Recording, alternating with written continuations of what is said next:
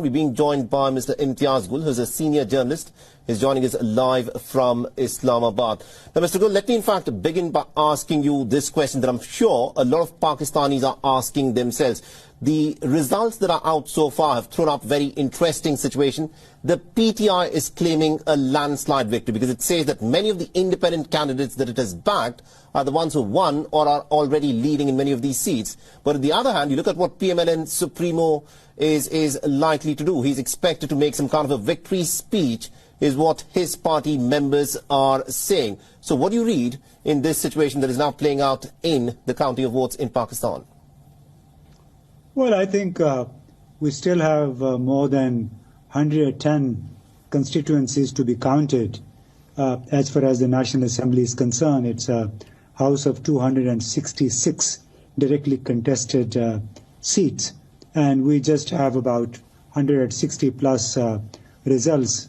Now, as for the results themselves, a number of observers had been talking about whether it's an election or selection, whether it's a process that is being facilitated to help Nawaz Sharif become a four-time prime minister. So that has cast a very serious doubt on the integrity of the entire process, whether it's a selection or election. And also, if we look at a number of veterans, at least 20, who belong to the Pakistan Tehreek-e-Insaf of Imran Khan, they have lost the election. And in most of the cases, these candidates or their agents are claiming that they have the statistical evidence through a form, it's called the Form 45, which is issued after the vote count at every polling station. Right. So there are a number of candidates who have been declared as losers who say that they have won with big margins, and now they will be knocking at the doors of the courts and the election tribunals. So as for Nawaz Sharif, it's a big moment of reflection for him. This is a man who seems to be still living in the past, who has been whitewashed in the northern Abbottabad region, which was considered to be his stronghold.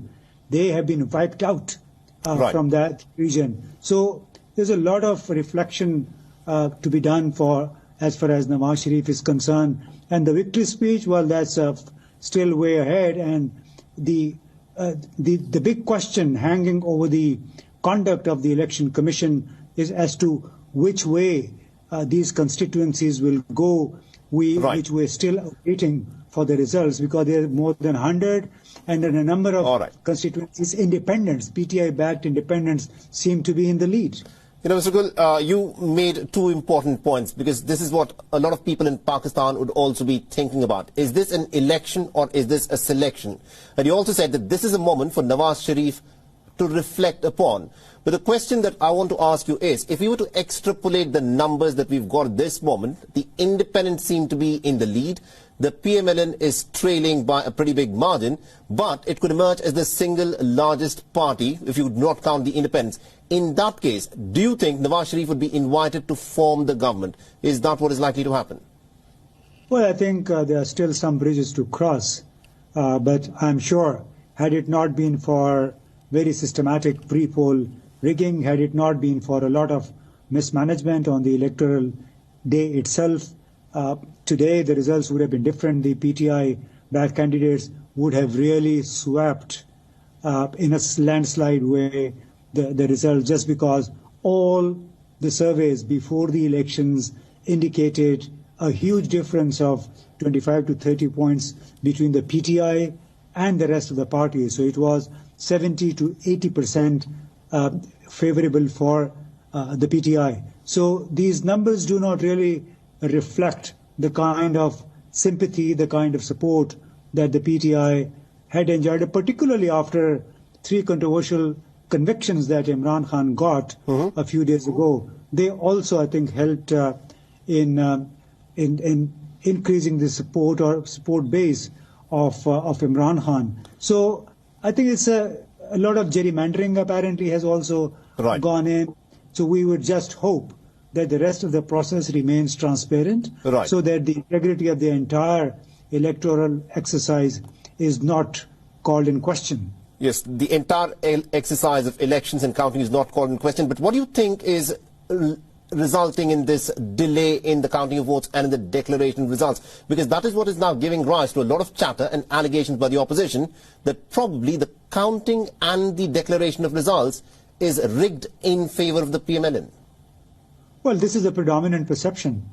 There are constituencies, urban constituencies, very well organized, where you would have results instantly compiled. But imagine the constituencies of Nawaz Sharif, where Nawaz Sharif has won in Lahore, its result was released 19 or 20 hours after the polling was closed.